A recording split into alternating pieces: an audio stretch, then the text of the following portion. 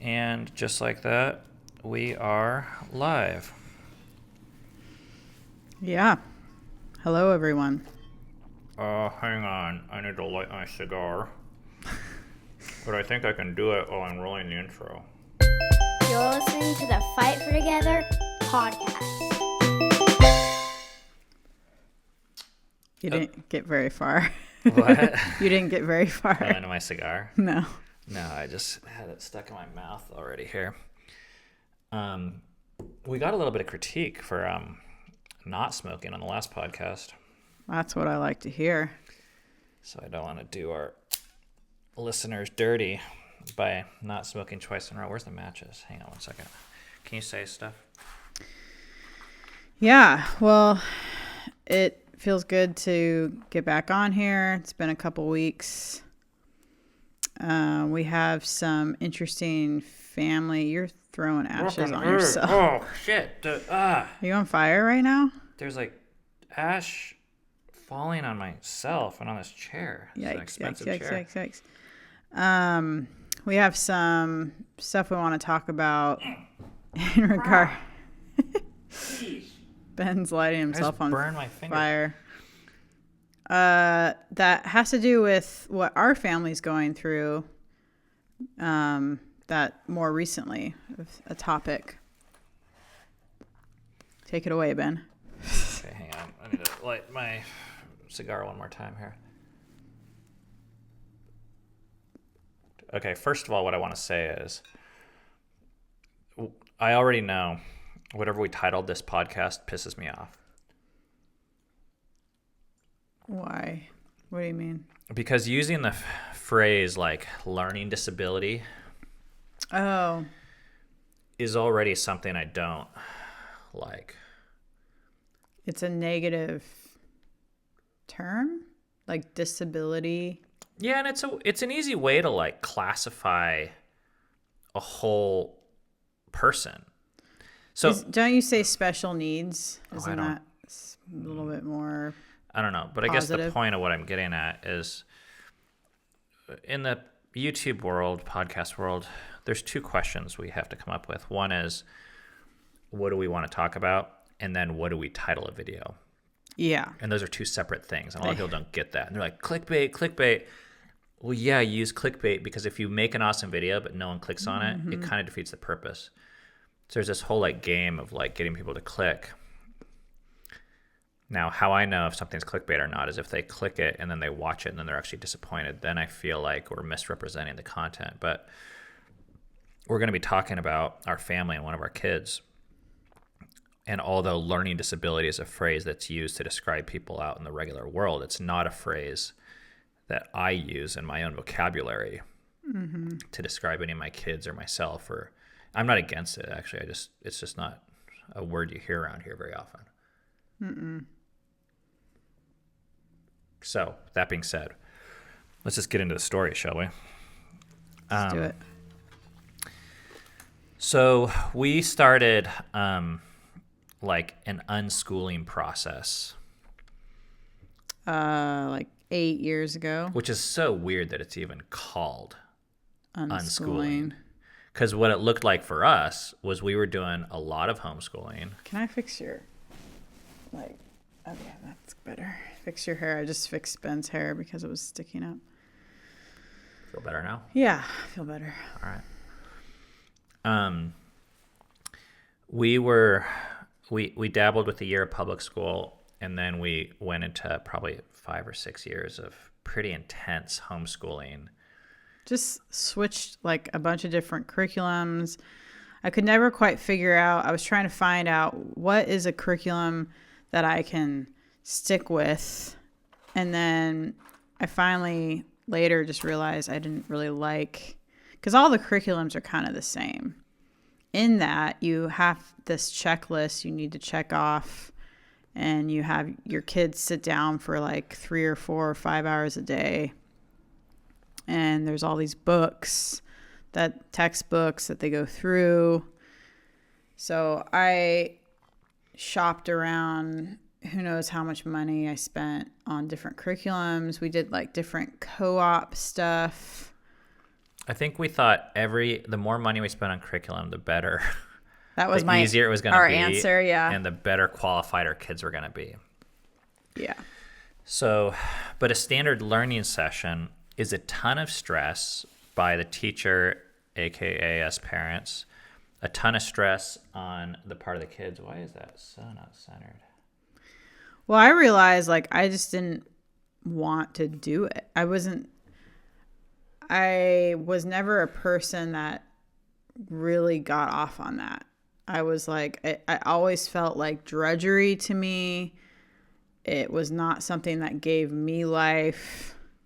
It was just like, but I got to do it because I don't want my kids to be stupid. Yes, but not only that, the kids hated it too. They hated it all the time. Yeah. Like there would be these math lessons where they'd walk away crying, and I didn't feel like they're like learning anything. And people are going to be like, well, why don't you do public school? That's where people learn. Give me a break. Like, both you and I have done public school. Yeah. And not that I don't want to shit on it completely, but for the amount of time that you spend learning, I mean, we're talking 12 fucking years here. I didn't walk away with, it was not an efficient learning experience for me. It's just wasn't something that we wanted to do. We didn't want to put our kids in public school, and we had the ability not to put them in public school. So, yeah. So then fast forward to 2012, we moved out here to Kentucky from Seattle. And I kind of think it like we had the stillbirth, and I think it was around that time that we just decided let's be done with this whole, or no, we just said like, let's take a year off. We said, let's take a year off of school. Yeah. Which is really crazy. One, how difficult it was just to stop schooling for man. you. You'd think that'd be easy. For me, it was really hard. Like, I felt like as soon as I stopped, the voices that were already crazy. Hang on, keep on going. in my head telling me these things like, you better not fuck this up. Well, back then I didn't say the word fuck, but you better not mess this up for your kids. Those voices just got louder because I didn't have anything that I was doing to silence those voices. But the craziest thing happened is the more I just went through those months of not doing what we used to do with school, the more those voices just got quieter and quieter. It was kind of weird. It was like the stuff that I was doing was actually making the voices louder for me. But yeah, it was really not easy. I want to back up just one smidge and talk about why we quit for a year. Yeah. It wasn't because we're against education or that we didn't care about preparing our kids or that it was just too hard. Mm-hmm. It was actually because I started to get convinced that the best learning happens when you're inspired to learn something yourself, not when you're forced to. That's right. And all of our models of both being taught things ourselves and passing things on to our kids all involved essentially force and coercion and some form of manipulation. So it's like, you have to go to school. And we made kids like learn math, which is like, I don't want to get into the ethics of that, because I'm not going to say it's wrong, but wouldn't it be better? I mean, this is what we started to question at least. Wouldn't it be better if a kid was dying, they woke up one day, there's like, I can't wait to learn math. Will you teach me? Yeah. So much more of their energy is going to be spent towards actual math than it will be hating the methods through which they're being taught. Yeah, I think we have this idea in our culture that it's better for a kid to hate math and know math than to not hate math and not know math. I have no idea what you just said. Well, like the goal is that they know math. And if they're going to hate it, that's fine. But like what I'm proposing is what's so bad or wrong about a kid not knowing math, but at least they don't hate math. Yes. And so maybe at like 12, they're like, hey, I actually really want to learn math. And they're not jaded from years of, I mean, I'm projecting right now because I like got really burned in math classes. I hate math. I'm a product of that environment of no one showed me the beauty of math. No one, I just had to learn it. And it was the only class that I failed. Instead of being amazed and invited into math, you were shamed and forced. Yes.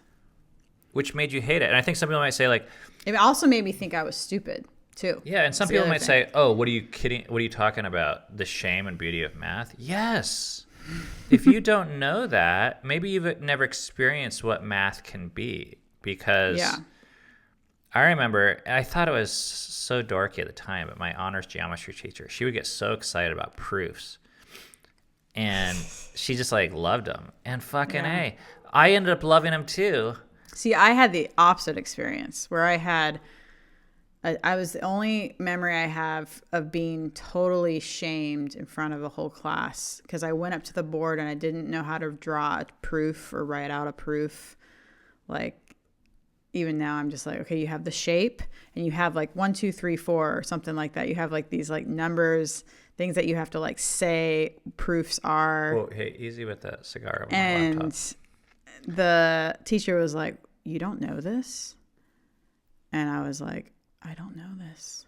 And it was so, I think I got a D one semester in geometry and then an F in the next semester. It still doesn't sound like you understand proofs. I don't. I'll be the first to admit I don't. I'd never, because I don't want to. Like it ruined it for me. Oh man, that's such a shame because they are so much fun. Well, maybe you can teach me. Yeah. That sounds miserable, actually. Okay, maybe someone else can. But maybe YouTube can teach me.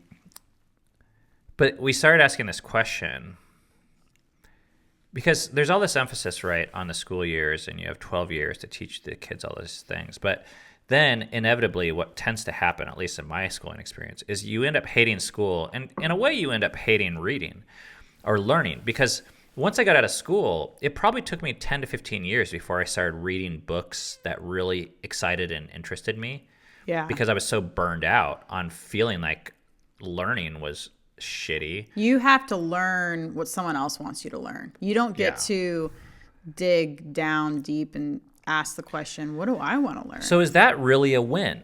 Like, if you can compare, and I don't think you always have to choose, but let's just look at two options. One is, okay, you get your kids to learn for 12 years, but then they graduate and they hate learning. So they're essentially done learning for the rest of their life because then they go off to work, and just like they made a teacher and a principal happy, now they're trying to make a boss happy. So they spend the rest of their life following directions instead of loving learning.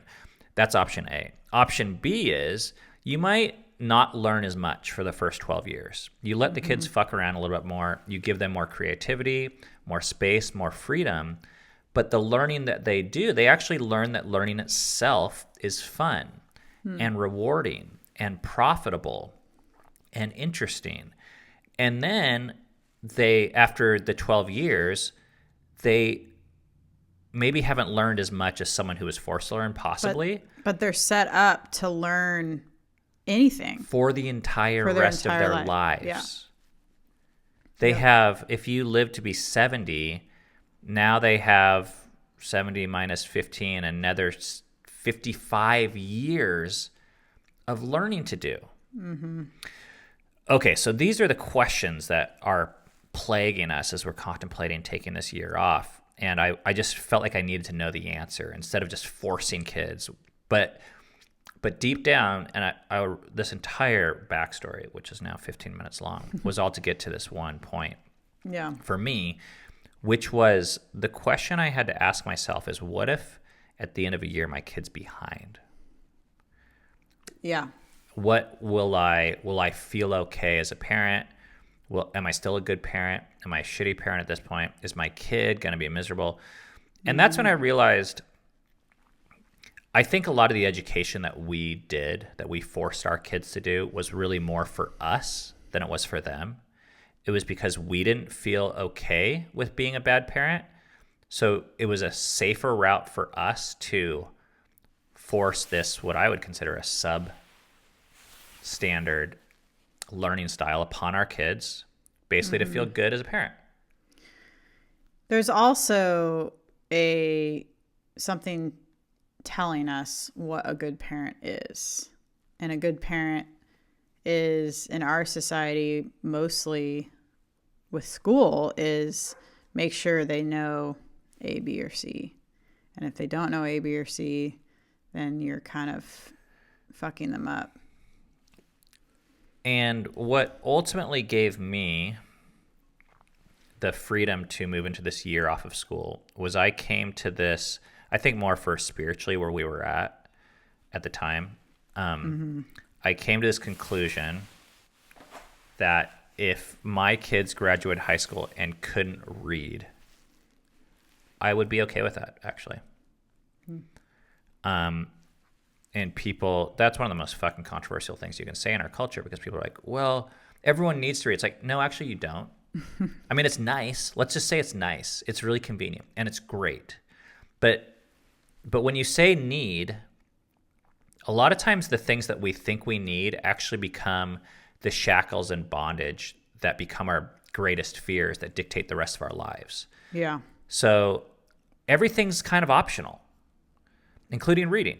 It's Well, not, there's no sacred law, there's no rule, there's no 10 commandment, there's no... And I think how you deal with your child, if you believe reading's a need versus a nice thing to have, makes all the difference too. Because I think you could better listen to your child if you just think, if you don't have this like urgency around reading. Like if you can just lay back a little bit and just calm down a little bit. And by the way, I'm saying this as a aspiring professional writer. So I love reading. I love books. Yeah. I love it when my kids read. But there's a difference between loving something and enjoying it and seeing it as mandatory for every human on the planet. Yeah. And one final side note, even though I don't want to be all defensive about this because I just think it's tedious, is we ate out of a dumpster for a year, and we're fine. It was a pretty suave dumpster, though. Yeah, you got to know how to find them. That's for damn sure. But at the end of the day, we didn't need to read to eat. Like, you don't need to read to put food in your mouth. Yeah. You need to read to fit in society. But there's so many ways our family has learned that we don't fit in society that we've just learned, you'll be okay. It's a good skill to learn how to not fit in, or how to deal with not fitting in. Yeah, that's what they should be teaching in school. Here's what happens when someone bullies you. Well, first of all, you feel sorry for them because they probably don't feel adequate themselves. Just go find your people. Shit. Why don't they teach that? Okay. So that year experiment bled into an entire lifestyle for us where our family, then Cammie and I started to explore things that we were passionate about that we had neglected for decades because we were caught in this hamster wheel of life, doing things that we felt like we needed to do but didn't really value ourselves. So then you started learning guitar. I started running. I started reading chapter books to the kids because I felt like I actually had the energy and time to do it. That you enjoyed. That I enjoy doing that. Yeah, I enjoy reading out loud. Which, we were not doing before. Yeah. And it became such an addictive lifestyle to us. I mean, we ran our first marathon that year. We noticed our family was so much more relaxed. We were learning music, and the kids were, it felt like they were fucking musical prodigies. And by the way, we weren't forcing them to learn music either. That was all optional. And I wasn't forcing them to run. I was just running, and I started enjoying it. And then they started joining us. all this type of stuff, that it became so addicting that we never went back to school. And then somewhere along the way, instead of just telling people we quit school, they were like, oh, that's called unschooling. I was going to say, I didn't even know that term existed. I know. Until, I don't even know, 6 years ago. And then instead of being like, fucking dropouts and quitters, we could now walk around with this label of unschooler and now feel, I guess, better about ourselves. Well, when people, they'll say to me, oh, so you unschool? And I'm usually like, well, what the fuck is I feel like unschooling is even more intentional than what I've done. What happens if you Google unschooling? I'm really curious now. Hang on. Yeah, I don't know. There's probably different types of unschooling. Isn't unschooling just not schooling? I think it has something to do with unschooling is a form of homeschooling, it says. Okay. Which is the education of children at home or other places rather than in a school. It involves teaching children based on their interests. Yeah, that's what it is. Rather than a set of curriculum. Yeah. Okay. Which should be called something other than unschooling, I feel like, because it's called living. Yeah. It's called tuning into each other and figuring out, I'm interested in what you're interested in, and you're interested in what I'm interested in, and let's learn together. And I'm willing to help people that are smaller than me. Help people that are smaller than you with their own interests and passions. Yeah. So we're on year 8 of this lifestyle, and I've thought about making entire episodes about this, but shit, we are not going to finish in the next 9 minutes, first of all. Second of all, it's okay. This is going to bleed into some other areas that I've been meaning to talk about for a long time. I want to give just 2 little snapshots because people are going to say or feel maybe, well, that's easy for you to do, but that's not going to make for successful kids. Like, they have to get into the quote-unquote real world. Okay, 2 snapshots. One, last year, our 16, 17-year-old daughter, Eden, announces that she wants to go to school for the first time in her life. Mm-hmm. The high school is across the street. So we're like, this will be interesting. Yeah. So she goes. First year of school ever, besides Dove, preschool, who did kindergarten. Eden did preschool, but does that count? Shit. Here's nap time. Actually, that's a really important thing to learn. Actually, preschool's pretty. That preschool is pretty cool. Snacks, nap time, teacher Bonnie. Yep. And I don't think she got straight A's, but I know she got A's and B's. Mm-hmm. She was the top of her class in some shit. And then when we had a Christmas party, both the principal and her algebra teacher came to our house. Yeah. So if you want, whatever you want to call success, I think, like, the school was upset when she announced she wasn't going back this year because it was COVID and it was all lame. Okay, that's case number 1. Case number 2 is my son, who is 16? He's 16 now. Yeah. Right now. Has never been to a day of school in his life, and currently has a job where he is making $30 an hour, working in his pajamas, from home, whichever hours he wants, and has enough money saved that this week his question for me when we go out to lunch is bugging me about how to invest money in the stock market. Really? Yeah. And I'm telling him he should buy this week because I think shit's going to go crazy and the stocks are going to go way down. Inauguration day. Which I don't know much, but I know you're supposed to buy when everyone else is selling and it's supposed to be dropping. So anyways, that's what I advised him. Huh. Look at that. And after the most money I've made this year has been in psychedelic medicinal stocks. Yeah. And that's what he says he wants to invest in. I mean, if it's working. Okay, so 2 success stories where not one day of school for one of them, and he's making more money than any job that I ever worked at in terms of, like, got paid hourly. Yeah. And I don't think that's, like, random. I don't think it's random, and I don't think it's a fucking miracle either. Yeah. Like, this is stuff. Okay, man, there's so much we can get into with this whole, like, education thing because we could do a part 2 if we. And a 3 and a 4 because basically, the nutshell of that is I feel like education actually makes kids dumber. It gets them to follow directions and follow procedures, but robots are replacing people left and right, and Amazon is replacing people. Well, and it silences their intuition inside of them. Like they don't have time to ask, what do they want to do? They don't have time to hone the skills they're born with or the passions they're born with. It's so much of it's busy work, and so much of it is just, it isn't catered to the individual. It's catered to the masses, or it's really catered to the busy system. Work is the most dangerous work you could ever do because it's the most likely to be replaced by a robot or a giant company. Yeah. So that's where what I'm highly attuned to teaching my kids, or at least equipping them for, if they're interested, is things like storytelling and art, because those are the things that will not be replaceable. They are truly unique, and I think will always have value to society.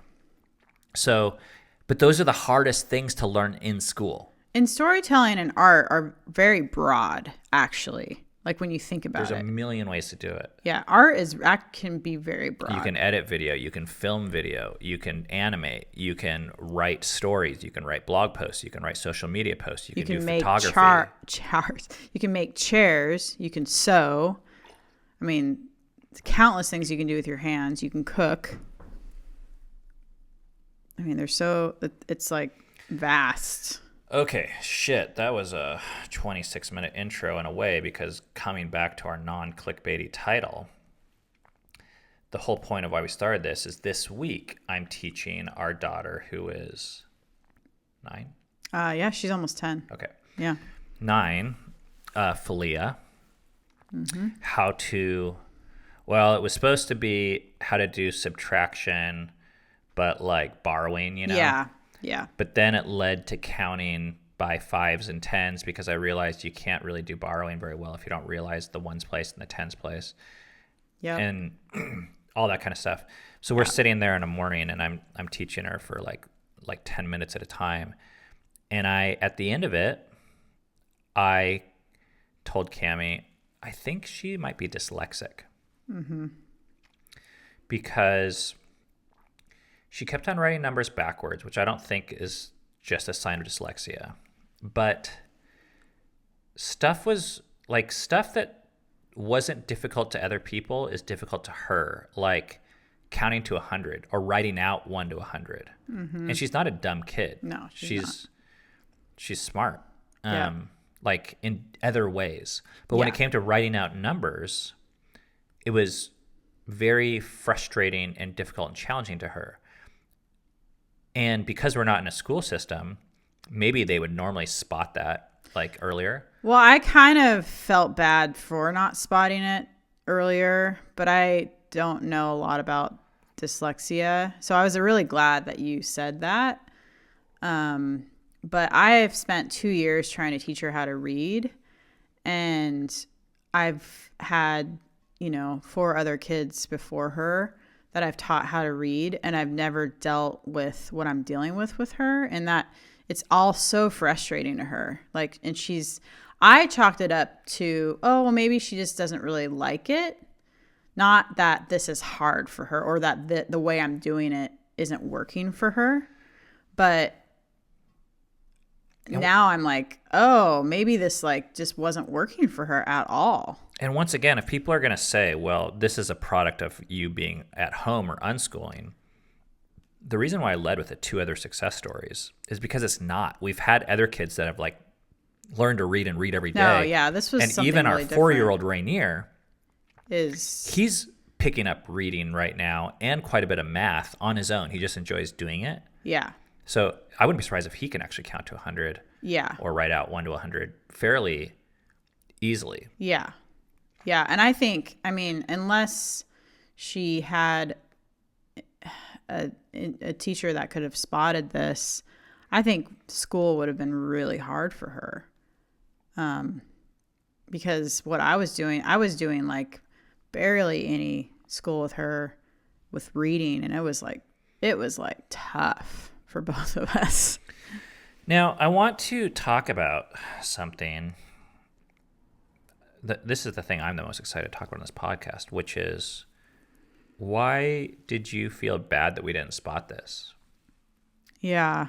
Because, and I think I kind of know the answer, but we have a kid that's run 3 marathons, 1 ultra marathon, has hiked the fucking Appalachian Trail, creates art on the regular, Yeah. loves business, loves beauty, Nature. loves freedom, nature, and all these things. Very athletic. So is very accomplished from one perspective. Yeah. Not the types of things you get rewarded for as a parent, by the way. In fact, on our videos, people give us the most shit about her running a marathon because they're like, She's kids too young. Kids are supposed to be doing school. It's going to hurt her legs, her growth plates. Which is not medically proven by anyone that there's a magical age at which you should run marathons or not. And so she's killing it as a kid, but she's not killing it in the school system. And because of that, what? We're supposed to feel guilty? Well, part of why I feel bad is I feel like I put her through 2 years of hell. I mean, it could have been a lot worse, if I would have known that she didn't learn this way, that this was not working for her, I would have stopped and tried something different, like I'm going to do now. Like, I'm going to try something different that hopefully will be better for her, better suited for her. That's one thing. Like, I didn't want to frustrate her. And maybe I'm being too hard on myself in the sense of, oh, you're the mom, you should have known. You should have picked up on this sooner. It's almost like, oh, you picked up on it in teaching her for 1 week. I've been teaching her for 2 fucking years and I didn't pick up on this. Well, you picked up on something. I laid off. I did not push her too hard. Which is a huge thing. Yeah. That's picking up. You didn't pick up on the label. But I think our culture has this value on labeling shit where they're like, you're dyslexic, you're ADD, there's so many different things now. Hyperactive. Hyperactive learning disorders. All of which I think for our culture are it's like our kids are normal, but the systems that they're not fitting in the systems themselves are not normal. They're not for humans. They're built for schools, and they're built for,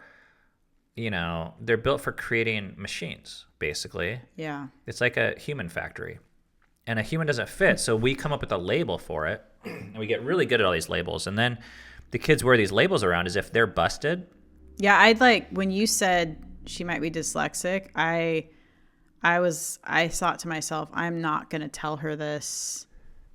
Not that I want to keep information from her, but I want to be really careful in saying to her, oh, you might be dyslexic. Because to a 9-year-old, she'd be like, what's that? What does that mean? Dyslexia is, I'm fine with it as a term. I don't think it's a moral thing. But in our culture, because reading is given such a high importance in education, that type of education, by the way. Yeah. We tend to define kids by what they can't do instead of what they can do. So when you tell someone they're dyslexic or they have a learning disability, which is why I don't like the title of this video, we're saying you can't do this, which may or may not be true.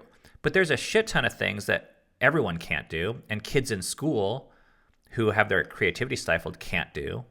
Yeah. And there's a ton of things she can do. So why would we pick her one thing? She's a accomplished athlete, creative, learner, grower, lover, and then we're like, you're dyslexic. You can't read faster.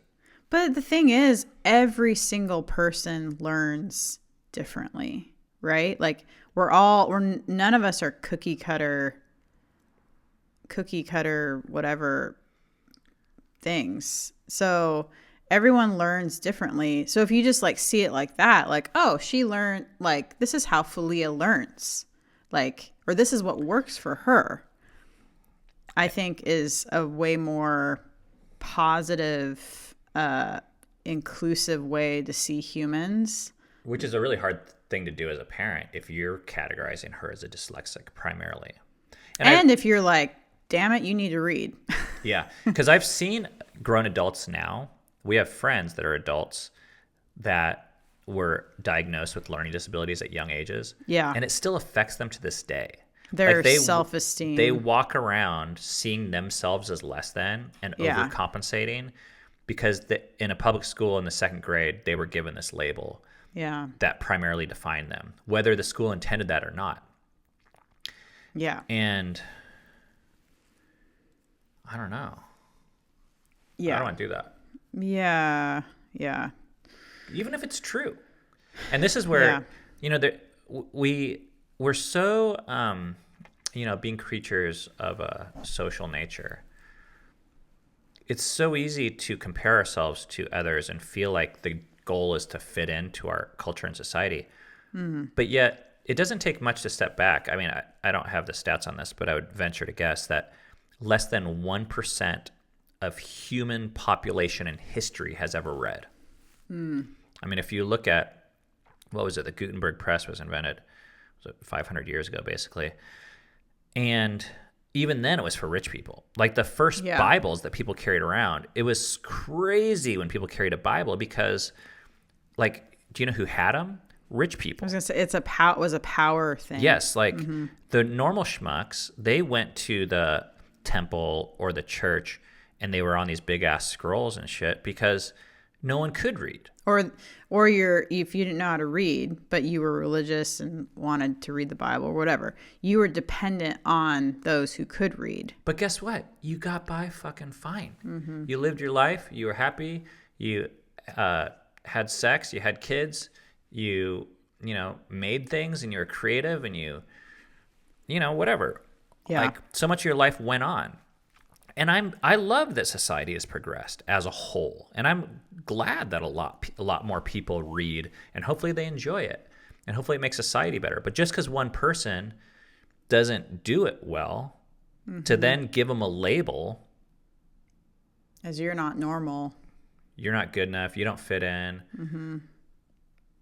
Yeah, can really give someone a complex, especially at a young age. Well, and for me, this is the thing that I'm the most actually excited about, because the second this thought crossed my mind, I mean, I'm with her and this bell goes off my head. Oh, you're dyslexic. My first question was, wow, I wonder what she's good at. Because, there's this TED Talk. It's one of the most viewed TED Talks of all times. And it was Sir Ken Robinson, who died this year. This guy's a fucking genius when it comes to kids and creativity and motivation and incentive. And there was this kid that couldn't do shit in a classroom. It was like moving around all the time, ADD, fucking bouncing off the walls. And they took him to this therapist, and the therapist looked at him. You know what the therapist said? Do you remember? They just want to dance. They said, oh, he's a dancer. Yeah. And everyone's like, oh. Dance? Whoops. Like where does dance fall into that's school? That's not reading, writing, or arithmetic. But here was this person, and then they went on to become this world-class dancer because they could no longer, instead of defining them as a bad student, they could say, oh, you're a good dancer. But most people aren't going to be good at both necessarily. Like we have these certain strengths where your strength is your weakness. So my ability to be big picture prevents me from being able to be a good small picture person a lot of times. Yeah. And that's okay. Like, but if people just walked around and were like, oh, you suck at details, I'd be like, oh, I suck at details. But instead, I've chosen to live my life and to surround myself with people that value my big picture things and can help me with my small picture detail issues.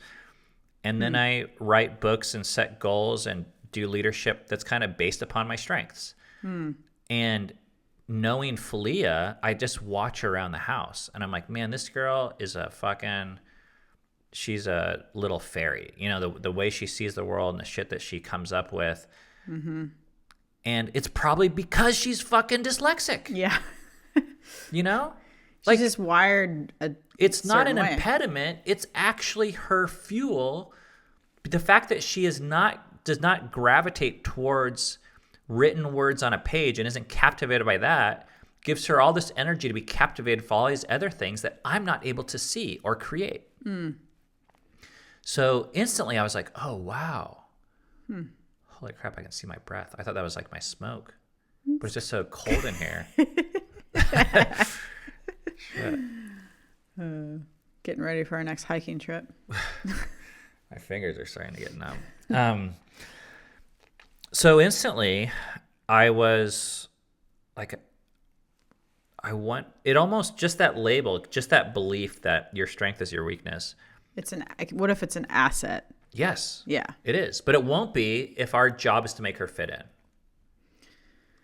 in. We can ruin her life if we start using this label and educating her with the goal of compensating for it. Yeah, that's really powerful. Sheesh. And I don't think it's black or white. You know, so the conversation you and I had today over lunch was about this $300 curriculum to teach dyslexic kids how to read. Yeah. And I'm open to it, but I'm a little bit tentative about it. Yeah. Because if she wants to learn, I would love to continue to move forward. I do think it's valuable. I do think could be an asset. But I also think we need to be very careful because anytime you force a kid like imperialistically to value your values. Yeah. And just because you're in the majority doesn't make it right. You know? So, okay, so everyone gets to read. So you make a kid cry, forcing them to read. And what, you're a goddamn hero? When basically you're a fucking bully. Yeah. You know? Yeah. Like, just because you're in the majority, forcing a kid to do something, even if you say it's for their own goddamn good, it doesn't make it heroic. It doesn't make it kind. It doesn't make it loving. It doesn't actually help the child. There's a good chance you're doing it for yourself, which can even be more confusing when you tell a child you're doing it for them. Yeah, that's interesting. Because in my mind, I'm like, well, that was like the only bar I had for my kids. Like, make sure they read. And this kid isn't fitting my bar. It's not cutting it.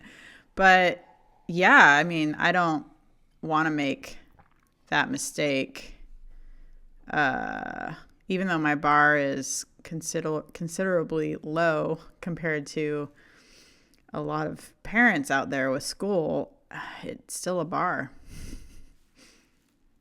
And if she doesn't want to jump over it, like, who am I to make her jump over it? Yeah. Yeah. I don't really have much else to say. Yeah? I mean, this is so big, this topic. I think it gets into educational philosophy, parenting philosophy. There's a good chance if you like identify yourself by something, there's a natural tendency to want to parent your kids in that direction.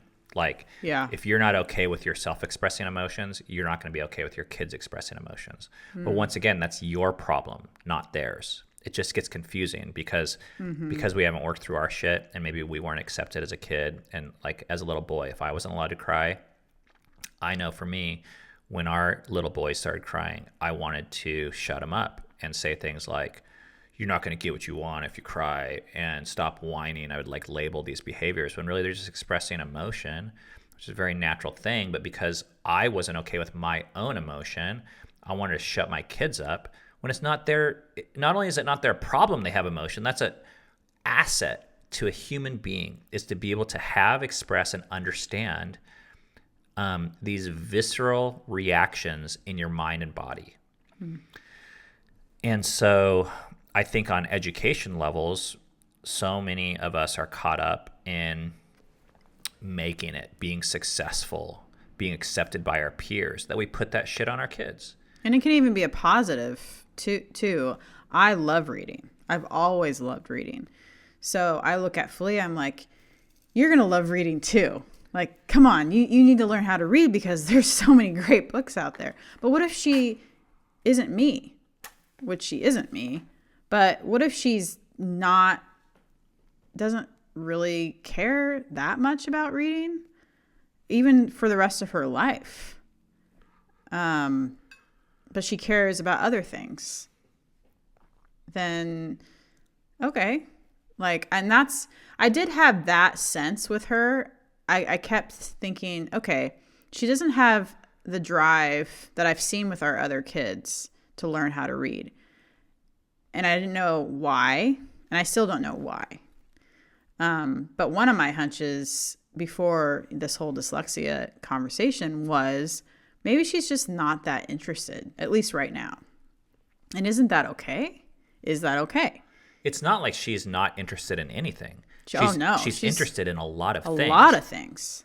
Just not reading. She's not interested in... But she's interested in letters if I can tell her which letters to type into the computer to YouTube to draw. Like, can you tell me how to draw a bunny? That's what she's interested in because she knows that'll get her to how to draw a bunny. And she wants to draw a bunny. So if our definition of being a good parent is our kids getting good grades or reading, writing, and doing math by a certain age or being at a certain level among their peers academically, I think we're going to parent accordingly. And our kids are going to succeed or suffer based upon those standards. But I think it's better to opt in for a little bit more broad definition of what a good parent is. Maybe it's more even humane. It's more humane to have a broader definition that will include more humans. Yeah. I'm not sure what you're saying, but you said the word better, which I agree. But even just thinking like it's more humane. Yes. Yeah. Yeah. That's what I mean. Yeah. I like that.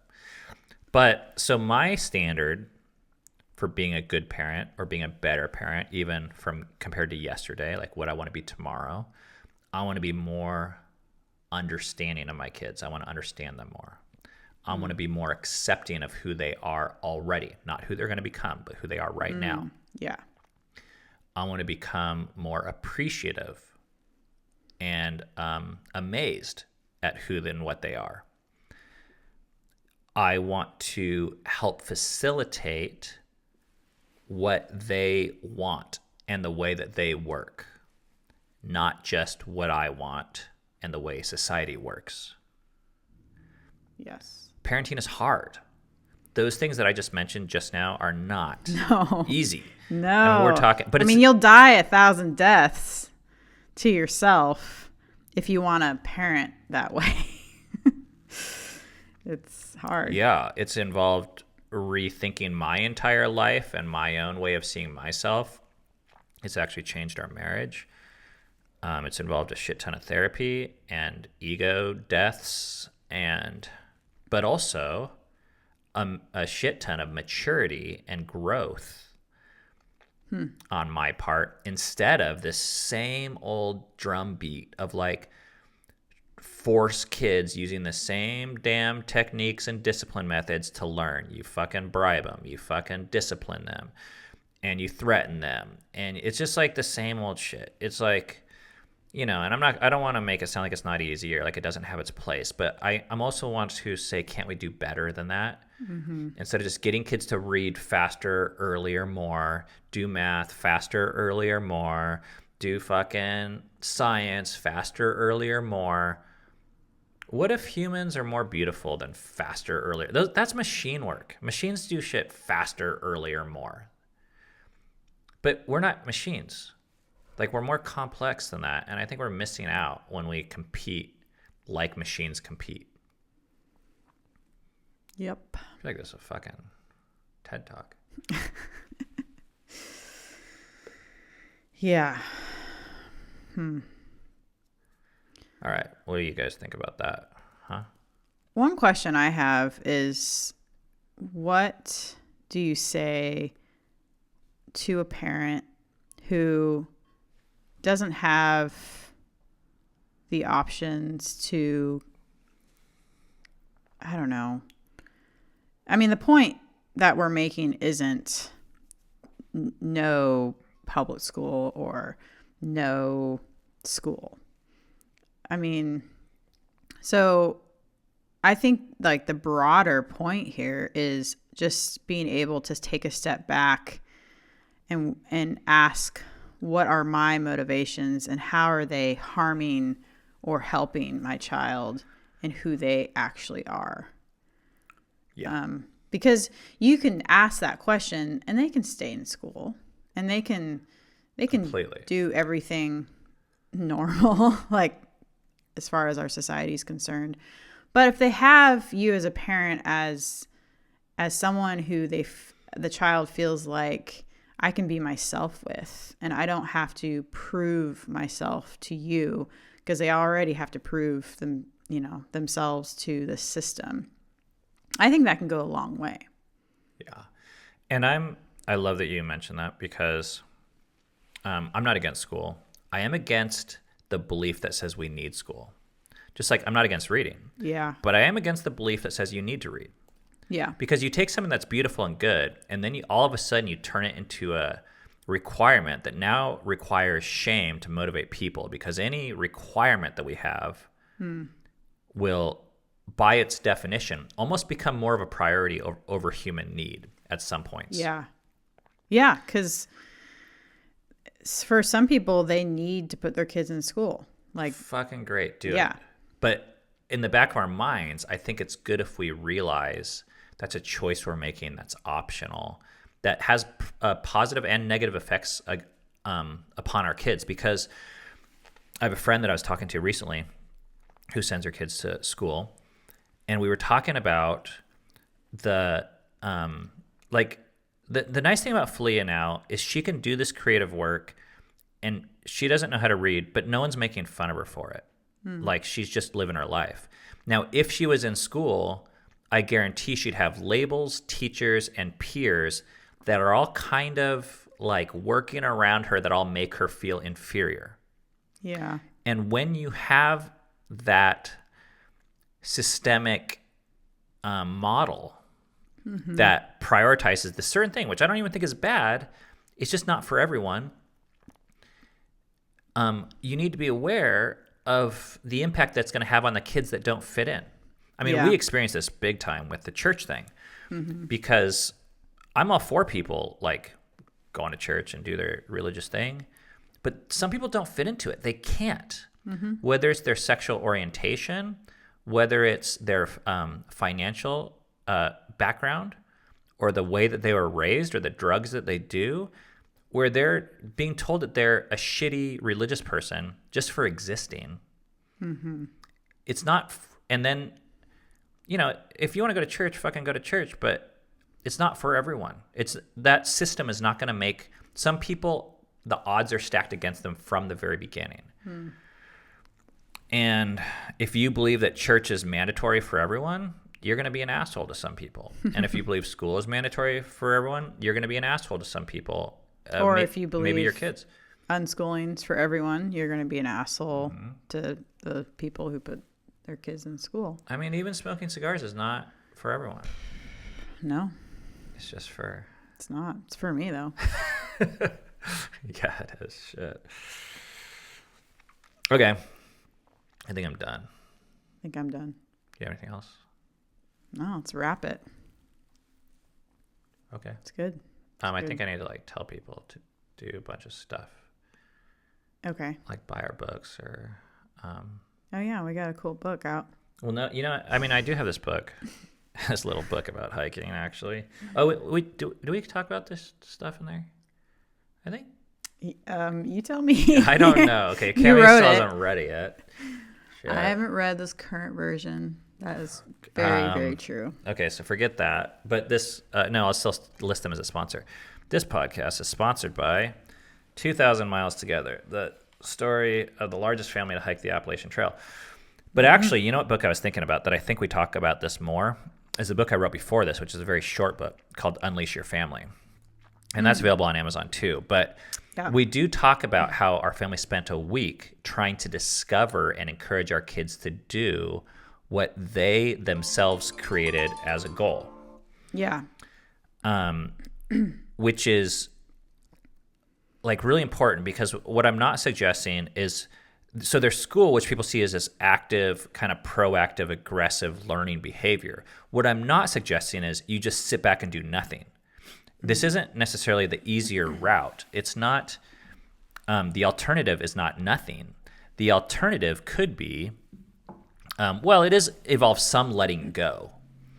But that's not a passive activity for anyone that is familiar with meditation or anything like that. It's very difficult to let go of something. It's very proactive behavior, but it's a more accepting behavior, and you're partnering more with reality instead of fighting against it. And then you have more ears and energy to invest into the things that your kids are good at, which is why I think one of our kids is making $30 an hour in their pajamas. It's because he's doing what he's good at. And you can find all sorts of opportunities that you would not have otherwise been able to find. So you can learn more about that in our other book, Unleash Your Family. Yes. And you can find both books, The 2,000 Miles Together, Unleash Your Family, and this cool Fight for Together mug here. Dude, this coffee is so cold right now. I know. It started off being hot. It's an iced coffee now. But it is so cold right now. You can find all that and more on our merch site, which is fightfortogether.bigcartel.com. And that's Fight for Together is .big and cartel CARTEL.com. Okay, I am so done with this podcast. Bye. Bye. Thank you for listening to Fight for Together. We'll see you next time. Okay.